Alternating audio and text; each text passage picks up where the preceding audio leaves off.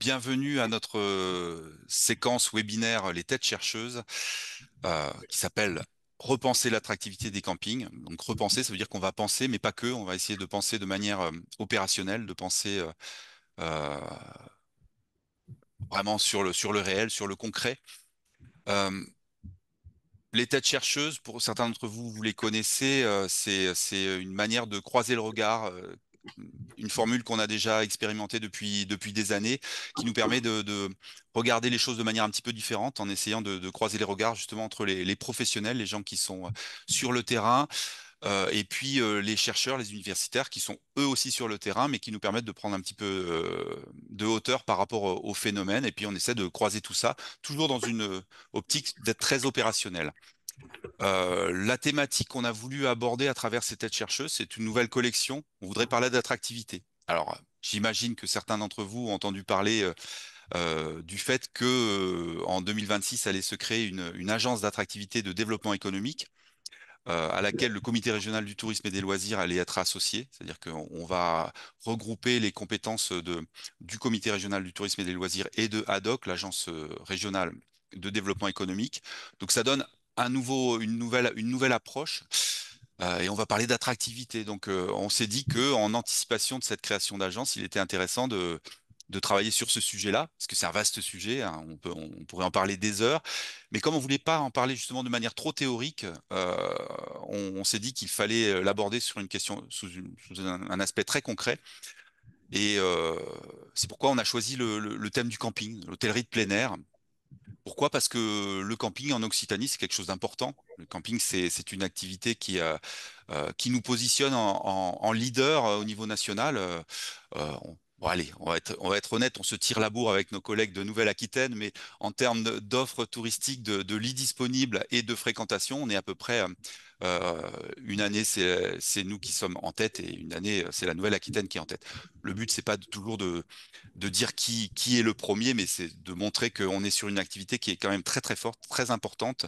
C'est plus de 29 millions de nuitées, hein, en 2024, 600 000 lits, ça vous donne une idée, dont 50% sur le littoral. C'est aussi une des problématiques sur lesquelles il faudra qu'on s'attarde un petit peu. Euh, Pourquoi le camping? Bah parce que quand on parle d'attractivité, on parle forcément de territoire. Et finalement, un camping, c'est un territoire dans un territoire, c'est un petit monde, c'est un univers qui a ses, j'allais dire ses propres règles. Et on parlera hein, justement de ces questions-là. Mais voilà, il nous semblait intéressant de l'aborder sous cet angle-là. Et c'est aussi un domaine, les campings, qui sont forcément exposés à beaucoup de choses. On parle beaucoup de changement climatique, c'est une réalité. Ces impacts se font sentir, vont se faire sentir de plus en plus. Et j'évoque une enquête qu'on a fait avec l'INSEE l'année dernière pour essayer de voir quelle était la part des hébergements touristiques qui seraient exposés à des fortes chaleurs, hein. Quand on parle de fortes chaleurs aux horizons 2030-2050, on parle de plus de 35 journées dépassant 30 degrés ou de plus de 50 nuits dites tropicales, c'est-à-dire à plus de 20 degrés. Donc, quand on regarde ces chiffres-là sur les projections météo, ben, on s'aperçoit que évidemment le littoral d'Occitanie est très très impacté, et que 72% des hébergements touristiques à l'échelle d'Occitanie, parce qu'il n'y a pas que le littoral, vont être dans des zones qui sont dites à forte chaleur. 72% de l'hébergement touristique dans sa globalité, 76% des campings, puisque on l'a bien vu, c'est une force du camping. Donc une exposition forte. On sait qu'il y a aussi un lien très fort entre camping et eau. L'eau et la consommation d'eau devient problématique dans certaines zones. Donc euh, tout ça justifiait la question de prendre ce sujet-là. On a essayé de l'aborder aussi d'une manière très très pragmatique, c'est-à-dire que quand on a préparé cette session-là, on a abordé plein de sujets. On va les évoquer ensemble, et on s'est dit que ce qui était intéressant, c'est que ce soit pas ce qu'on faisait d'habitude, c'est-à-dire qu'on posait le décor avec les universitaires qui prenaient de la hauteur, qui faisaient part des études qui ont été menées, mais là on s'est dit bah on va partir des professionnels. C'est vous, et je vais présenter les intervenants que j'ai la chance d'avoir réunis aujourd'hui autour de moi, qui vont nous parler de leurs problématiques. Et puis après, on va essayer en toute humilité, de donner des éclairages sur ces problématiques-là. Et puis toujours en essayant d'être le plus opérationnel possible. Alors, je vais essayer de pas trop parler, mais on est nombreux. Donc aujourd'hui, autour de cette table virtuelle, on a donc des campings. Stéphanie Hautevrodt, qui est directrice accueil, réservation, commercialisation au camping de l'Espiguette. Tu pourras te présenter plus Oui. longuement. Yann Marlik, qui est directeur général du camping Brasilia. Là aussi, hein, vous situerez où vous êtes. Euh, Mélissa Coumelong, qui est directrice générale du camping La Plage et Bord de Mer, mais qui est aussi maître de conférence à l'IAE de Perpignan, donc qui est un peu la double casquette qui fera la jonction entre ces deux mondes-là. On a Sophie Boyer aussi, qui est chargée de mission RSE Urbanisme à la Fédération de l'hôtellerie de plein air d'Occitanie. Et puis nos chercheurs, Laurent Botti, maître de conférence à l'IAE de Perpignan, là aussi hein, tu te présenteras plus longuement, Gilles Ngoala, professeur Montpellier Management. Bon, là aussi, je te laisse te présenter plus largement. Je vais très vite parce qu'on est nombreux. Et puis Camille Lacan, qui est chercheur au laboratoire du CRESEM et enseignant à l'IAE de Perpignan. Donc, pour aller très très vite dans le vif du sujet, quand on a préparé j'allais dire cette émission, mais ce webinaire, euh, on savait pas trop où on allait. On disait, bah, on va parler d'attractivité. Et il se trouve que le premier sujet qui est remonté de nos échanges, c'était la question finalement de l'attractivité des métiers. Comment on fait pour faire venir des saisonniers en, bah, dans nos campings pour les retenir, les faire revenir. Donc c'était une première question qui en soulève plein d'autres, hein, auxquelles je vous propose de répondre. Alors ce qu'on vous propose de faire, c'est bah, parler de cette question de l'attractivité des métiers, euh, que chacun, en partant, comme je disais tout à l'heure, des pros, des campings, euh, vos expériences, vos initiatives, comment vous faites, à quelles questions vous êtes confrontés, à quelles difficultés, et puis ensuite, nos amis universitaires chercheurs essaieront de porter des éclairages. Euh, Dernière petite parenthèse, on s'était dit, bah, est-ce qu'on peut aborder toutes les questions? Et il y en a une qui était venue d'emblée. Alors, on va peut-être pas la traiter aujourd'hui parce elle est plus complexe, puis elle nous dépasse un petit peu, mais c'est la question aussi des contraintes administratives, de la bureaucratie. Je disais tout à l'heure, quand on était entre nous, que vous, camping, vous êtes obligé de vous réinventer sans cesse face aux enjeux, les comportements touristiques qui évoluent, les contraintes, l'impact du changement climatique. Donc cette réinvention permanente, c'est chouette, hein, c'est très dynamique, mais peut-être parfois la réglementation ne suit pas et finalement devient contraignante là où elle devrait être un peu plus souple. C'est un sujet. Si vous souhaitez l'aborder, on l'abordera. Euh, on peut l'aborder aussi sous l'angle des recherches qui sont réalisées sur le sujet. Mais voilà, l'attractivité des métiers, bah, je propose peut-être Stéphanie de commencer, Oui, l'Espiguette. oui, allez, parlons de l'Espiguette. Bon, bonjour à tous. Alors, moi, je travaille pour le camping de l'Espiguette, qui est en fait, qui appartient à une société publique locale, la SPL Le Gros du Roi Développement. Donc, on gère le camping de l'Espiguette, qui est installé au Gros du Roi, sur le bord de mer. On a la chance d'être au bord de la grande et belle plage de l'Espiguette. Alors effectivement, comme mes collègues l'expliqueront, on est confronté à des problématiques de recrutement. Alors nous, on mise en fait sur la fidélisation de nos salariés saisonniers. Nous, c'est vraiment l'angle qu'on choisit. Donc, dans cette mesure, en fait, on propose, bah, écoutez, on a tout un tas de dispositifs, de comment dirais-je, de méthodes managériales, voilà, pour les fidéliser. Alors, il y a un premier point qui est quand même important à soulever, c'est qu'on a la possibilité, nous, de les loger. C'est-à-dire qu'on a au sein du camping beaucoup d'hébergements saisonniers. Donc, on répond quasiment à toutes les demandes d'hébergement dans notre camping. Donc ça, c'est un gros avantage, voilà, qu'on leur propose et qui fait vraiment la différence par rapport à d'autres collègues ou d'autres professionnels de la station. Donc on a cet avantage-là. Et après, à travers effectivement un process d'intégration. On leur propose une longue période de formation quand même avant même l'ouverture du camping. Donc, ils sont intégrés, formés. Ensuite, à l'issue, enfin, au fil de la saison, on les fait participer. En tout cas, on leur propose des entretiens réguliers, des entretiens individuels. Donc à l'issue d'une période d'intégration, ensuite au fil de la saison, l'entretien de suivi et un entretien de fin de saison, de façon à leur faire vraiment une place, en tout cas qu'ils se sentent écoutés, considérés. Parce que ce qu'on entend quand même, c'est qu'ils ont besoin, dans ce contexte saisonnier, voilà, de l'activité de notre camping, de trouver leur place. Donc on essaie par différentes pratiques, voilà, de leur donner cette place et de valoriser voilà, leur présence à nos côtés dans nos équipes. Et ceci, on a harmonisé en fait toutes nos pratiques dans tous nos services, hein. Donc il n'y a pas une direction de service qui pratique telle ou telle méthode. Tous les directeurs de service appliquent à peu près les mêmes méthodes, de façon à ce qu'il n'y ait pas de différence de traitement entre les salariés d'une équipe à l'autre, quoi. Donc, aussi en termes de planification, ce pour quoi on a opté, c'est bien sûr des jours de repos consécutifs. Parce qu'avant, ce n'était pas le cas, hein.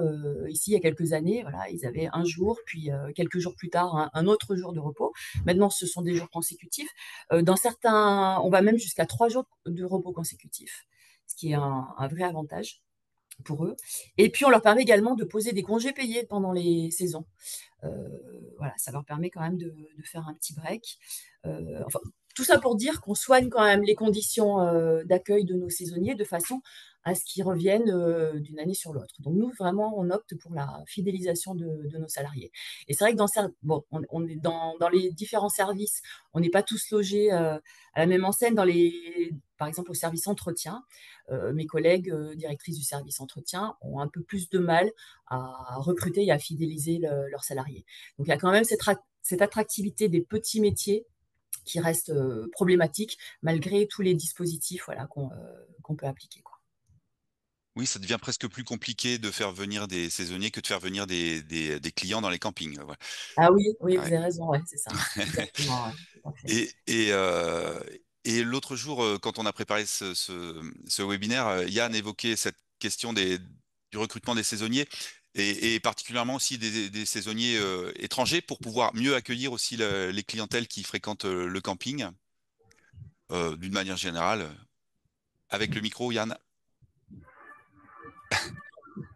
Bonjour, bonjour. Donc, je suis Yann Marlik, directeur général du camping Le Brasilia à Canet, dans le département des Pyrénées-Orientales. Stéphanie, tu as dit beaucoup de choses. C'est vrai euh, que la réussite de la saison, on l'avait évoqué, pour moi, elle est dans la réussite de notre recrutement. Une saison, bon an, mal an, on peut avoir un +5 de fréquentation, un -5 selon les années. Euh, Par contre, si on rate notre recrutement, la saison risque d'être très longue. Parce qu'au quotidien, on doit travailler, on doit vivre avec nos collaborateurs saisonniers. Et la phase de recrutement est pour moi tout aussi importante que la phase de préparation structurelle. Je commence perso à début janvier à recevoir l'ensemble des collaborateurs. Donc ça prend du temps, mais c'est jamais du temps perdu. C'est du temps gagné parce que avant même de parler de leur mission, je leur dis, vous rentrez pas dans un camping. Certes, vous allez rentrer dans un camping. Vous allez rentrer dans une histoire. Et cette histoire, maintenant, je vais vous la raconter. Elle a 60 ans. Elle est portée par des valeurs. Et donc, bah, tout ça, ça prend du temps. C'est pour ça que je commence très tôt en janvier. Mais ça permet à nos collaborateurs de savoir, entre guillemets, où ils mettent les pieds et de savoir ce qu'on va attendre d'eux en termes de valeurs. Et qu'avant même de parler de compétences, on va parler de cet esprit-là, cet esprit de service, parce qu'on est tous au service. Et si une fois qu'on a, après 2 entretiens, on n'est pas vraiment en phase avec ces valeurs qu'on peut retrouver sur notre site internet à travers des interviews du responsable animation, la responsable de l'accueil, du directeur, du propriétaire, où vraiment on insiste beaucoup là-dessus, On leur dit, si vous n'êtes pas vraiment en phase avec tout ça, c'est-à-dire une notion sincère de service, c'est-à-dire que ce n'est pas un service fake, c'est juste, je contribue à la réussite des vacances de nos clients. Je participe en vendant une glace, je participe en ratissant un jardin, à donner du sens. Si vous n'êtes pas en phase avec ça, bah, peut-être qu'il ne faudra pas venir chez nous. Et, euh, et, et s'ils sont en phase, mais que je vois bah, quelquefois ça peut déraper un petit peu en saison, je peux leur dire, rappelez-vous de tout ce dont on a parlé. Rappelez-vous de tout ce que vous avez entendu. Donc, vraiment, ce recrutement, il est essentiel. Et chaque collaborateur, il doit être pris évidemment en très grande considération. On dit que chaque client est unique, mais chaque collaborateur aussi est unique. Voilà. Mm. Et donc, il faut qu'ils se disent, ben, je vais très bien, je vais travailler, je vais faire une saison dans un camping, mais la façon dont on m'a accueilli, la façon dont on a pris le temps de me parler, de m'expliquer tout ça, ça va donner du sens à ma saison. Alors, bien sûr qu'après, il faut que ce soit aussi, il y a des salaires qui sont en face, donc il faut correctement rémunérer nos collaborateurs. Il y a des politiques d'intéressement qui sont devenues, nous, de l'intéressement, on est passé à participation parce qu'on est passé à plus de 50. Donc, pour tous les saisonniers qui font au moins 3 mois, donc ça représente aussi des avantages financiers auxquels ils sont sensibles, c'est normal. Mais au-delà de ça, c'est l'attention qu'on peut leur porter tout au long de la saison. Donc, bah, l'attention, ça veut dire aussi beaucoup de disponibilité. C'est pas simplement leur dire, bon, voilà, vous êtes en poste, on se revoit fin septembre. C'est au quotidien, c'est être là tous les jours, leur dire, voilà, bien sûr qu'ils ont des responsables. S'ils ont des petits soucis à gérer, ils ont des responsables de service. Mais que nous, le bureau, il est toujours ouvert. Voilà, tout le temps. Parce qu'ils feront ces saisonniers, ces jeunes saisonniers qui font 2, 3 ans, 4 ans chez nous, quelquefois, parce que c'est souvent aussi des étudiants, et après ils voguent vers d'autres ailleurs. Mais s'ils ont une expérience réussie, ils vont en parler à leurs peut-être frères et sœurs, ils vont en parler avec leurs copains, et il y a un relais qui se prend. Oui. Voilà, et il y a une image qui se dégage dans un temps long d'une entreprise où on dit, ben écoute, va là-bas parce que ça s'est bien passé, on est considéré, j'ose dire, et tu feras une bonne saison. Donc ce temps du recrutement, d'expliquer, de l'attention, euh, il est vraiment très important et c'est pour ça que je dis que c'est la réussite de la saison.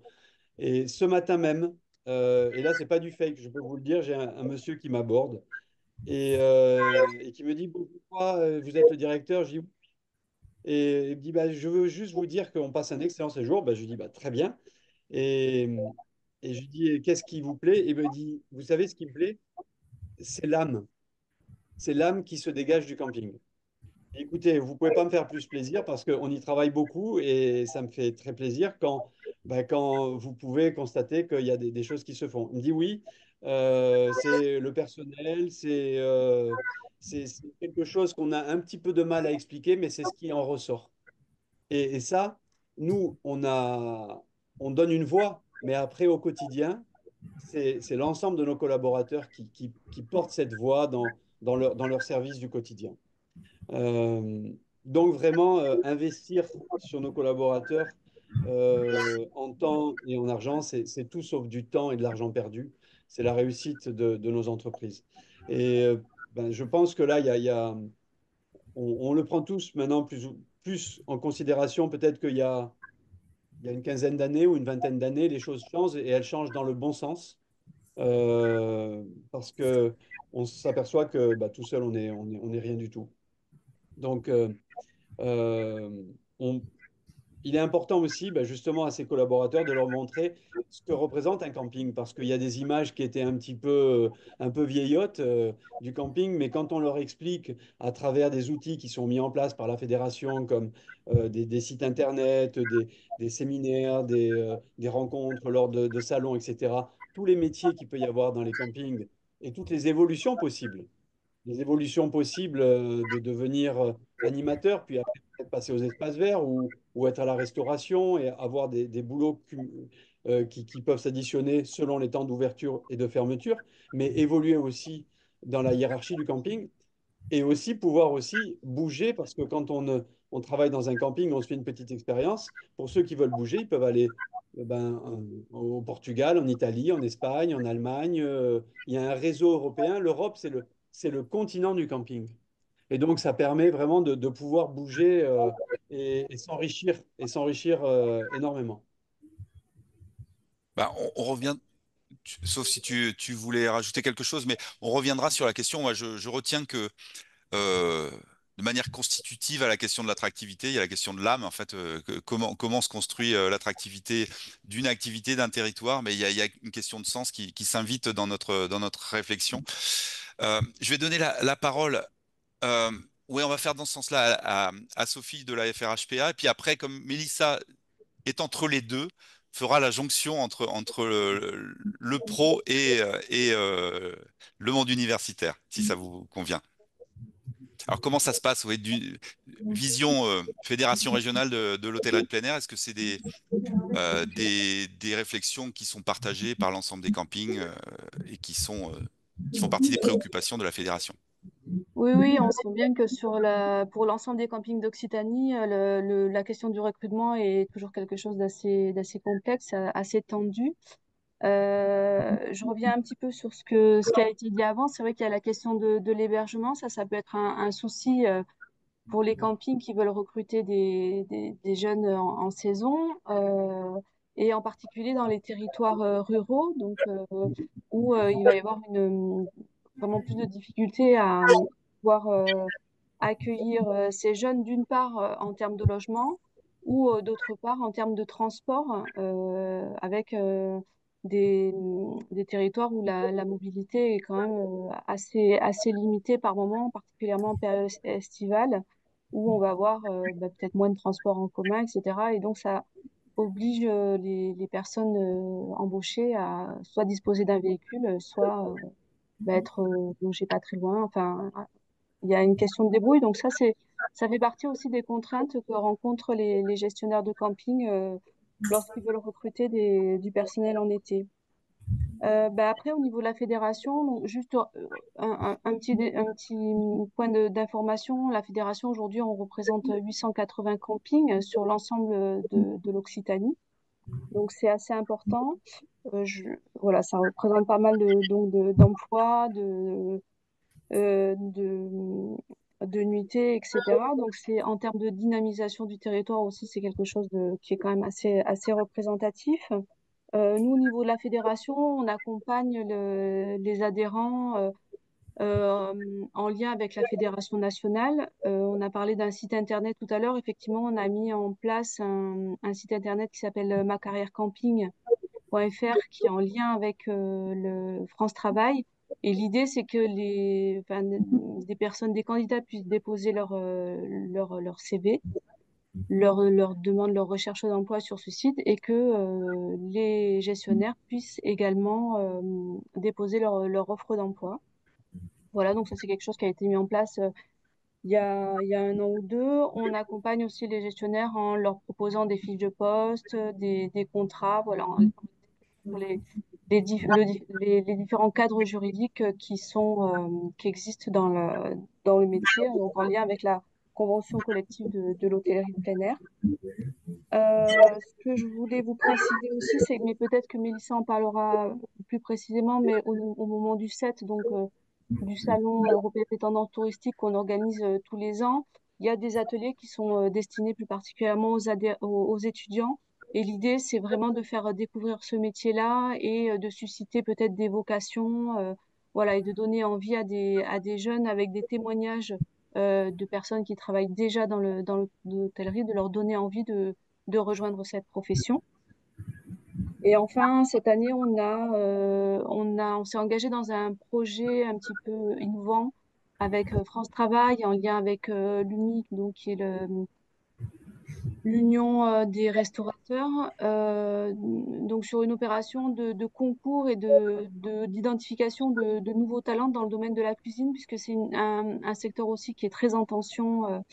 Je pense assez généralement, hein, pas uniquement dans l'hôtellerie de plein air, mais Donc France Travail a souhaité lancer ce projet. Bon, pour France Travail, c'était la deuxième année. Nous, on a essayé d'impliquer un petit peu les gestionnaires de camping qui disposent de restauration. Et donc l'idée, c'est de lancer un concours pour faire venir des jeunes sur la profession en lien avec la restauration.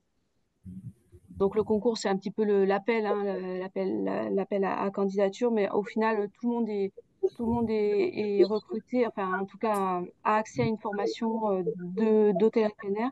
Et donc nous, on a fait le lien entre ce concours et les gestionnaires pour qu'il y ait des jeunes qui soient accueillis dans les campings, sur des stages et éventuellement sur du contrat après en CDD ou en CDI. Voilà.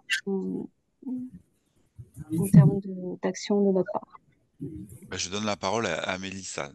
Je précise à ceux qui nous écoutent, si vous avez des questions qui vous viennent, vous pouvez les poser à travers le chat. Je le redis. Ben, merci donc pour cette transition. Donc, Mélissa Coumelong, je suis à la fois donc, directrice de mon camping, Camping La Plage et Bord de Mer, qui est situé à Vindre dans l'Hérault. Mais je suis aussi maître de conférence associée à l'IAE de Perpignan et j'interviens essentiellement sur des sujets plutôt autour donc des sciences de gestion, mais aussi du management.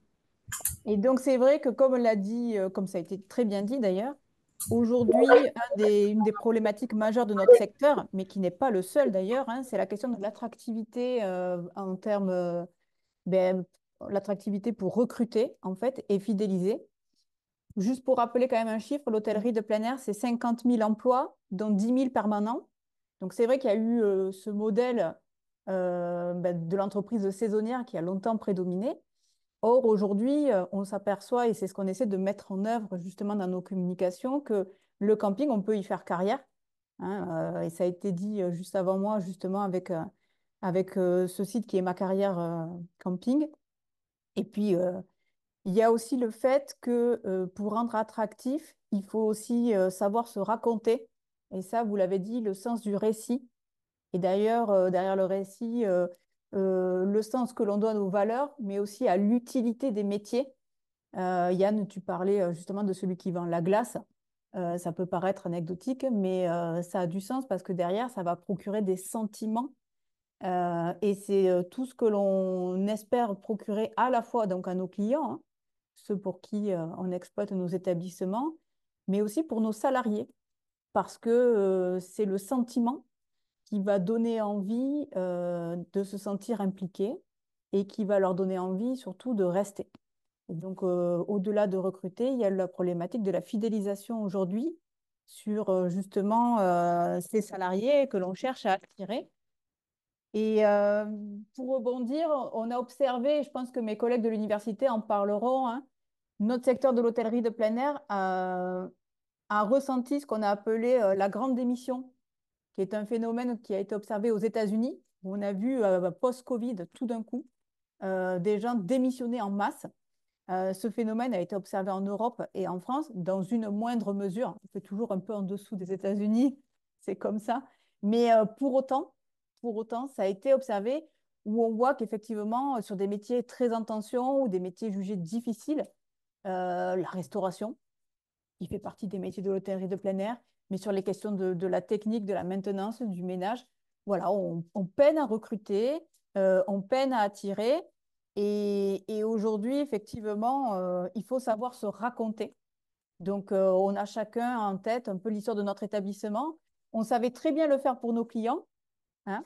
C'est la marque d'entreprise. Mais effectivement, aujourd'hui, on est obligé aussi de le développer pour nos collaborateurs. Et donc, c'est ce qu'on appelle la marque employeur, qui est donc un outil qu'on peut utiliser tous pour arriver justement à les attirer et à les fidéliser.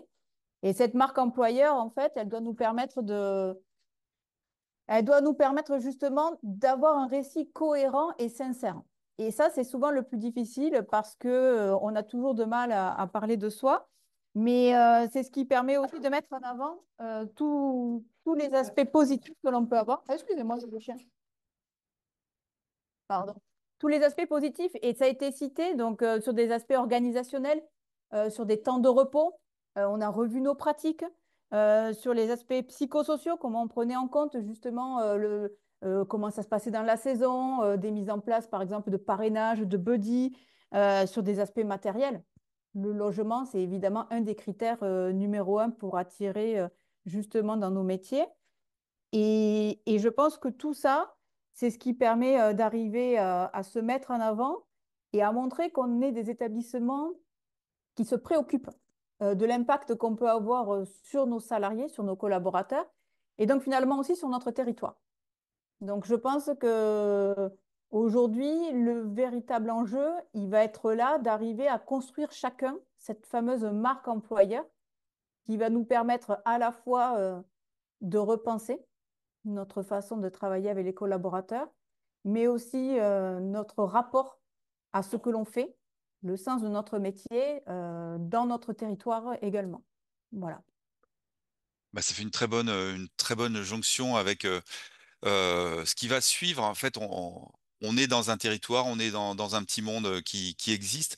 Euh, on sent à quel point c'est important cette question du recrutement, et qu'il n'y a pas finalement de métier possible s'il n'y a pas les gens pour le faire, et à tous les niveaux, hein.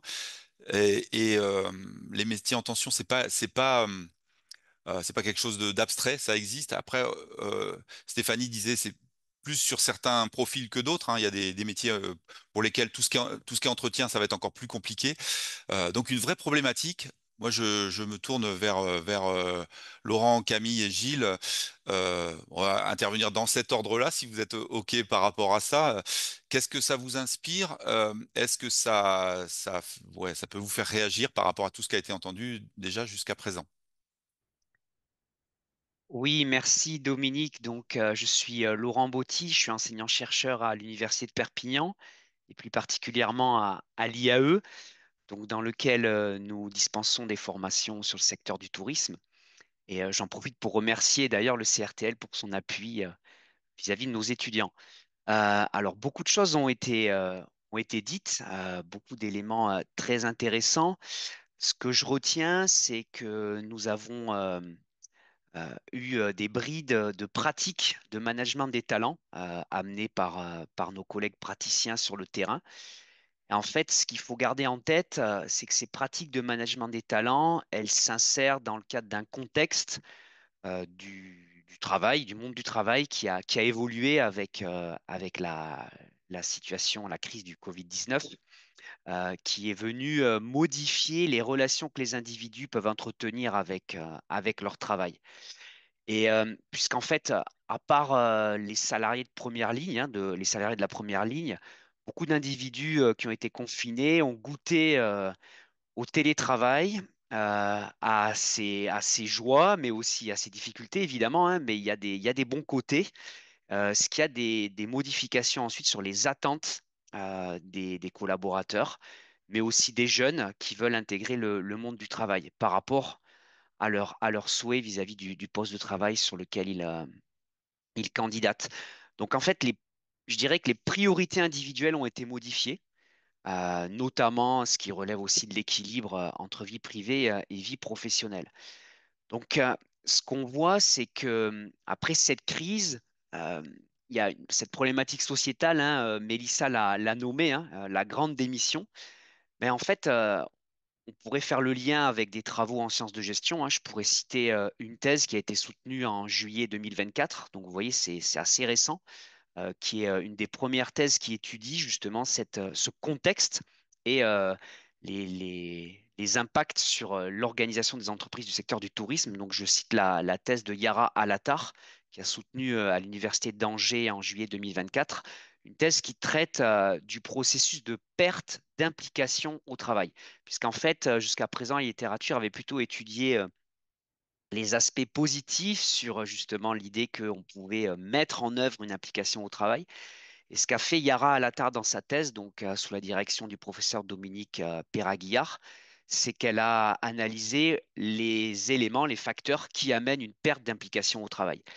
Et on y retrouve certains des aspects que vous avez évoqués, hein, chers collègues du terrain, hein. Donc, le modèle managérial, notamment, si je veux prendre en compte celui-ci, ce qui me permet de basculer sur un deuxième éclairage que je voudrais apporter et qui va me permettre aussi de citer une de mes anciennes étudiantes, hein, qui s'appelle Léa Desailly, qui a travaillé sur l'impact de l'audiovisuel sur l'image que les collaborateurs peuvent se faire du management dans l'HPA. Pour ceux qui étaient aux Convergences en 2023, à la Grande Motte, si mes souvenirs sont bons, elle avait présenté d'ailleurs ses travaux et son mémoire, qui a été mis en avant d'ailleurs dans le cahier Espace sur les étudiants de l'Occitanie. Donc elle a étudié justement comment l'audiovisuel et plus particulièrement les séries, donc Camping Paradis, hein, pour ne pas la citer comme on dit, vient influencer l'image des managers du secteur HPA. Et évidemment, ça a une influence sur les vocations. Donc, je dirais qu'il y a différents facteurs qui viennent influencer les vocations et le souhait de vouloir faire une carrière dans le secteur HPA. Donc, comme on parle de l'attractivité des métiers, il faut tenir compte de tous ces facteurs et chercher à les influencer positivement. C'est pas facile, hein, surtout quand ils nous dépassent, comme donc ceux qui relèvent de contexte sociétal dont on a parlé dans le cadre de la grande démission. D'autres à la main, notamment quand ça concerne donc justement l'image managériale et la marque employeur, qui est le concept qui a été évoqué en fait de manière implicite. Euh, voilà, je vais en rester là sur ces deux aspects pour laisser aussi la parole à mes collègues. Oui, on y reviendra, on essaiera d'échanger un peu, de rebondir. On est très nombreux, donc on se donne des temps de parole réduits. Et encore une fois, on n'aura pas tout traité, donc vous reviendrez pour la suite. Camille? Oui, donc bonjour Camille Lacan, je suis maître de conférence à l'IAE de Perpignan. Donc merci voilà, pour ces éléments. Moi, je rejoins effectivement ce qui a été dit par Dominique, par les praticiens et Laurent, notamment sur cette question que les collaborateurs et leurs attentes ont sans doute évolué. Aujourd'hui, on est dans un monde où tout le monde a envie de télétravailler, de choisir son temps de travail, d'être flexible, d'avoir un métier passion, etc. Et puis, on s'aperçoit que c'est pas forcément toujours le cas. Il y a aussi des contingences très fortes, notamment dans le camping, où il y a quand même une saisonnalité très forte, des horaires voilà, qui sont parfois guidés par l'activité touristique, etc. Donc, moi, la question que je pose, c'est comment peut-on arriver à concilier ces nouvelles attentes des collaborateurs et des individus avec les contraintes qu'ont les campings. Et comme ça a été évoqué, il y a des questions matérielles aussi, comment se loger, comment venir, comment se déplacer, et puis d'autres dimensions. Donc voilà, je pense que c'est un point à avoir en tête, comment concilier ces deux attentes. Alors, en management, en fait, on a aussi un petit peu travaillé cette question. Il y a une théorie qui a été développée par Edgar Schein qui s'appelle la théorie des encres. Et donc la théorie des encres, elle propose que au fond, pourquoi un individu euh, trouve un poste attractif? Eh bien, il est attractif à partir du moment où il a trouvé son encre. Et la théorie identifie 8 encres différentes. Donc je vous laisserai aller la découvrir, mais au fond, en fait, tout le monde n'attend pas la même chose. Certains vont attendre de l'autonomie, d'autres de la créativité, d'autres de la sécurité. Et donc, je pense un établissement un camping arrive à être attractif à partir du moment où il arrive à toucher cette encre. Et à partir du moment où on arrive à faire en sorte que son établissement réponde à cette encre et mette en phase le poste, en quoi il répond à ce qu'attend l'individu, notamment en termes d'autonomie, etc. Et je pense que le camping a sa carte à jouer parce que l'évolution sociétale est très profitable en fait au camping, avec le changement climatique, avec la recherche de sens des individus, ou encore avec le besoin d'avoir un impact sur son territoire. Et donc voilà, je pense que là encore, c'est des éléments qu'on pourrait avoir en tête au moment de recruter un collaborateur et voilà, et d'essayer d'être plus attractif. Merci Camille. Gilles, réaction.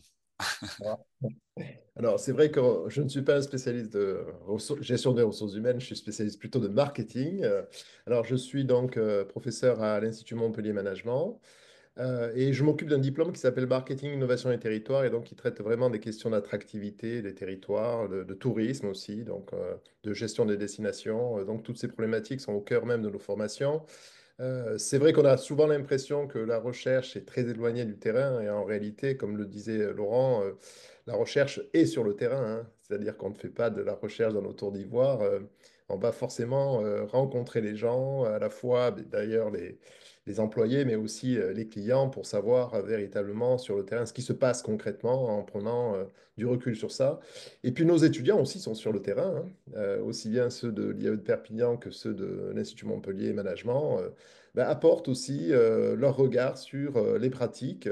Et donc je pense que c'est aussi notre rôle de diffuser un certain nombre de ce qu'on appelle les théories, hein, mais les théories s'inspirent du terrain, mais au travers aussi de nos étudiants qui sont formés, qui ont une certaine structuration de leur esprit et qui ont ce rapport au réel également extrêmement présent. Voilà, donc moi, cette question de l'attractivité, on l'avait dit un petit peu les discussions préalables à ce webinaire. C'est un terme très large. Qu'est-ce qui nous attire, qu'est-ce qui ne nous attire pas?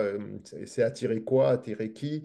Là, lorsqu'on écoute effectivement nos collègues qui gèrent toutes ces structures, on voit bien que l'attractivité, elle se pose à différents niveaux. C'est l'attractivité du travail en tant que tel. Est-ce qu'un travail, par exemple, faire nettoyer les campings, c'est quelque chose de très attractif ou pas? Il y a l'attractivité de l'employeur ou de la marque, donc avec des logiques de marque employeur.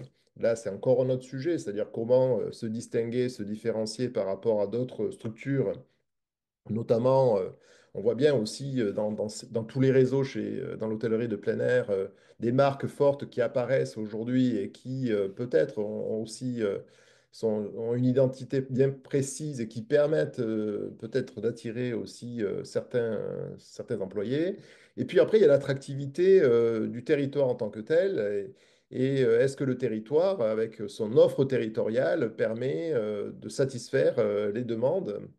Puisqu'on voit bien qu'une personne, si on veut la faire venir, je sais pas, au Canet, en Roussillon ou sur la plage de la Spiguette, il faut lui proposer une offre territoriale et c'est pas simplement un emploi et un salaire, c'est aussi de l'hébergement, c'est de la mobilité, c'est un cadre de vie, c'est un accès à un certain nombre de ressources. Et donc, dans ce cadre-là, finalement, les problématiques que l'on voit sur le marketing territorial sont tout à fait opérantes, puisqu'il faut que le territoire en tant que tel soit attractif et propose tout un ensemble de bénéfices, finalement, pour les personnes qui viendraient pour la saison ou pour plus longtemps s'installer sur le territoire. Voilà, donc, alors, évidemment, ce n'est pas parce qu'on est en marketing qu'on est seulement orienté vers les clients et vers une sorte de massification du tourisme. Je crois que ce qui a été dit sur la place, notamment de ce que nous on appelle les personnels en contact, c'est-à-dire des gens qui sont au contact justement des touristes qui viennent au quotidien, cette place, elle est centrale puisque ce sont eux qui rendent le service, qui font la prestation de service, qui font vivre les expériences et donc tout dépend de la manière dont on les recrute, on les motive, on les fidélise. Et c'est vrai qu'il y a eu parfois peut-être des excès dans l'approche orientée client où on a oublié que finalement le marketing, ça commence avec les RH, ça commence avec le recrutement. Qui est-ce qu'on recrute? Comment on va investir sur eux? C'est le terme qui a été utilisé tout à l'heure. Comment on arrive à avoir un discours qui est un discours assez équilibré avec une attention forte sur les clients, ce qu'on appelle l'orientation client d'une manière générale, mais aussi en ayant une attention forte sur les employés. Et donc, c'est cette symétrie des attentions qui est essentielle. Il y a eu beaucoup de recherches qui ont été faites, notamment sur le rapport entre la satisfaction que l'on donne et le bien-être que l'on apporte aux employés et la satisfaction et le bien-être que l'on apporte aux clients. Et il y a une corrélation effectivement forte. Et donc, si on veut que nos touristes ou nos clients soient heureux lorsqu'ils passent un petit séjour chez nous, eh bien, il faut aussi qu'au départ, on accepte d'investir sur les employés. Voilà, donc moi, c'est ce que je retiendrai ici, c'est que finalement, c'est un travail qui suppose aussi, et c'est la difficulté, que des parties prenantes multiples interagissent. Ça va être des collectivités territoriales, ça va être le comité régional du tourisme, ça va être l'agence ADOX, il va y avoir plein d'acteurs finalement qui doivent contribuer à l'attractivité de ce territoire. Et c'est une attractivité qui doit se gérer à différents niveaux avec différents volets de communication notamment. Bah là, on commence à. Ça fait une excellente jonction aussi avec le deuxième thème où on voulait justement parler plus d'attractivité du territoire, mais je reviens quand même sur le thème de l'attractivité. Est-ce qu'il ne faut pas créer dans vos universités du marketing des employés, enfin travailler cette question-là de manière plus approfondie parce que on sent bien que le reste finalement devient secondaire. Si on n'a pas le recrutement qui va bien, la saison va être très problématique. Euh, se pose la question, bien sûr, matérielle aussi. Est-ce que nos modèles économiques sont compatibles avec ces jours de congés consécutifs, avec ces éléments salariaux un peu plus attractifs? Voilà, ça, j'imagine. Là, je me tourne vers les campings. Est-ce que sur le modèle économique, la rentabilité du camping, est-ce que ça devient compliqué? Ou est-ce que de toute façon, la complexité, c'est de trouver personne pour venir travailler? Bah voilà, c'est des questions qui sont en suspens par rapport à ça. Moi, je vous laisse juste sur ce sujet-là réagir, ceux qui veulent s'exprimer ou rajouter des éléments. On se donne quelques minutes. Ou Laurent, tu voulais rajouter quelque chose, puisque tu lèves le doigt. Je veux bien, si tu le permets, Mais Dominique, je veux bien évidemment. rebondir et prendre la perche que tu me tends, enfin que tu nous tends à nous tous, là, les collègues universitaires. En fait, effectivement, face à cette problématique, euh, il est peut-être utile de se tourner aussi vers les forces vives que représentent les étudiants de nos universités, puisqu'ils sont en fait nos étudiants formés donc aux pratiques managériales. Ils sont aussi formés à la recherche de la satisfaction des clients. On a nos formations qui sont sur des dispositifs d'alternance, hein, vous le savez, donc ils sont aussi disponibles quand les entreprises en ont le plus besoin pour faire face à la demande de la clientèle. Et, euh, et cela permet en fait d'échanger aussi sur la question de la nécessité de former en fait ces salariés. Moi, je voudrais mettre en lumière un dispositif qui avait été mis en place par, tu l'as cité tout à l'heure, hein, la région Nouvelle-Aquitaine. Dominique, tu me permettras de citer la MONA, hein, en Nouvelle-Aquitaine qui avait mis en place, c'était en 2019 et 2020, une démarche qui était assez innovante sur la formation des collaborateurs dans les établissements touristiques à partir d'une application de micro-learning. Alors aujourd'hui, ça a été repris par une entreprise qui s'appelle Chaptre et qui propose justement cette solution qui permet en fait aux acteurs du tourisme, donc hôteliers, HPA, mais aussi les institutions telles que les offices de tourisme, de former sur un temps court et avec un dispositif ludifié, gamifié, je devrais dire, à toute la connaissance du territoire, puisque l'attractivité du territoire, et on va en parler, c'est aussi la connaissance de ce territoire. Et donc, la difficulté pour les opérateurs tels que les campings en Occitanie, c'est disposer de collaborateurs qui connaissent également le territoire et qui sont capables de répondre aux questions des clients, puisque si on prend le cas de nos campings près de Perpignan, j'imagine que certains clients veulent avoir la différence entre un Côte du Roussillon village et un autre type d'appellation. Il faut donc que le personnel soit apte à répondre à ces questions précises, ce qui nécessite des formations. Donc, soit piocher dans le vivier de nos étudiants ou alors aussi les former les nouveaux arrivants sur la destination. Merci Laurent. Effectivement, les étudiants, on peut le rappeler, sont aussi possiblement des saisonniers, euh, donc impliqués dans tout ça. Sur le modèle économique, est-ce que pour vous, c'est problématique de ces changements managériaux? Est-ce que ça pèse lourd sur le modèle économique? Alors, le Yann, modèle je vois. économique, par exemple, sur celui de la participation dont on a parlé, la participation, c'est un calcul qui ne nous appartient pas. C'est un Hmm. calcul qui est établi en fonction du revenu, du bénéfice. Donc, voilà, Hmm. s'il C'est n'y a pas, mécanique. s'il y a pas de Oui. bénéfice ou très peu, il y a très peu de participation. C'était avant qu'on passe, en fait, avant qu'on passe à la participation. Là, on était sur l'intéressement. Et donc là, voilà, on s'est dit, voilà, est-ce qu'on peut dégager tant de pourcents à distribuer à nos collaborateurs saisonniers? Donc, je pense que les activités, les revenus, les chiffres d'affaires sont différents selon les campings. Pour ceux qui ont la possibilité, je pense que c'est tout sauf bête de se dire, on fait de l'investissement sur nos collaborateurs. On investit dans des parcs aquatiques, dans de l'hébergement, dans des structures.